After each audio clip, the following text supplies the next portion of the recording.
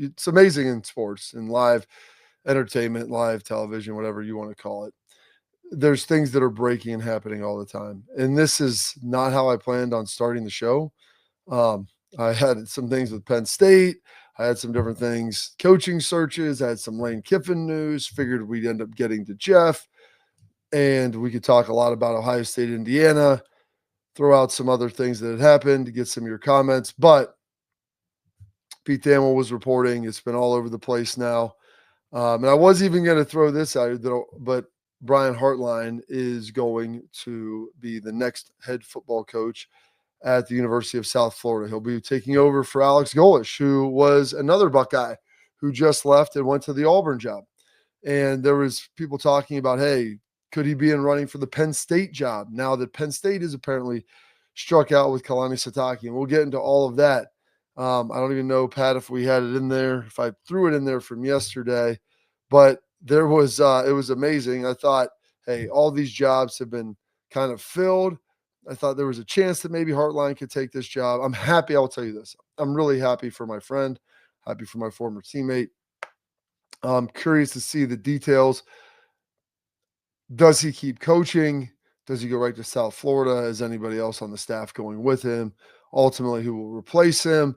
Is he going to still call plays throughout the playoff run, even the Big Ten championship this week? Full disclosure, people had talked about Hartline potentially going to Penn State. I'm thinking, okay, that would be wild. I know that there were some people that I knew who were Penn State alums who were very hopeful that he would ultimately be going to Penn State. With that, though, he is going to be going to South Florida, but there was all that smoke around him. And I thought, you know what, this is going to be interesting because there was someone who put out a flight tracker that had a plane yesterday on Tuesday leaving Columbus, Ohio at about 10:15-ish, landing in Happy Valley, a private plane at about 10:53. And they're like, Hartline to tennis or Hartline to Penn State. And they got the, eye emoji watching. Like, man, I just saw Hartline in the facility. They're probably, I don't know if it's quite 10, maybe right before, with some congratulations, told him heck of a job. Good luck this week. Talk to him, and conversations like that are very brief and passing because they've got meetings, they got things going on. But, especially with guys that I know, stop, chat it up, see how his family's doing, how his wife Kara's doing and everything, his kids, and generally chop it up a little bit. And I don't want to, right now this week, didn't want to get any too personal questions. I had no idea that he was in the running for the South Florida job, that would be something he would be interested in. But, right now he's taking it and he's going to be down there, which means Penn State's still in a lurch. They're still trying to find their guy. But there's a lot of questions that need to be answered around this now for Ohio State and what Brian's role will be moving forward. Ryan Day hit the podium yesterday. I know that he'll be back at it again today. There's a lot of things that need to be said and details that need to be ironed out. I'm excited for Brian. I don't think this will impact Ohio State throughout this playoff run. All of the things that are happening with this, though, one of the issues that is coming up is today also is the early signing period, National Signing Day. And so the number one receiver in the country, Chris Henry Jr., is committed to Ohio State. Yes, that's right, the son of Chris Henry. So initially my mind went to, will he still be committing? He is going to school out in California, I believe at Mater Dei. And I'm sure that SC is making a run for him. I'm sure that LSU, I'm sure that Oregon, a lot of those schools, big players in the NIL space that, are trying to win a national championship. You want to get a player like that. And so that's the other element of this is, who's going to coach the players during this, who will call the plays. And then the last piece of it is, what's the recruiting going to look like moving forward? Because as we know, Brian Hartline, elite recruiter, has done a fantastic job recruiting receivers at Ohio State. Came in here, intern under Zach Smith. Obviously, he was released of his duties, and Brian stepped on in and has done a great job recruiting and developing receivers over the last 7 years. It was only a matter of time before he was going to be moving on. And I know that everybody wanted him to stay at Ohio State forever, me included. I enjoy seeing my former teammates there. I enjoy seeing my friends in the halls. because there's a lot more levels to it than simply coaching. But at some point in time, he was going to be leaving Columbus, and it was only going to be for the right job. Brian's got ties down in Florida. He obviously played the majority of his NFL career with the Miami Dolphins, had a lot of success down there. It's a guy that likes the ocean. Personally, like Brian loves the wakeboard, loves to do different things. He's got a place in Norris Lake. I thought the Kentucky job would have been a possibility. They ended up going with Will Stein out of Oregon, their offensive coordinator.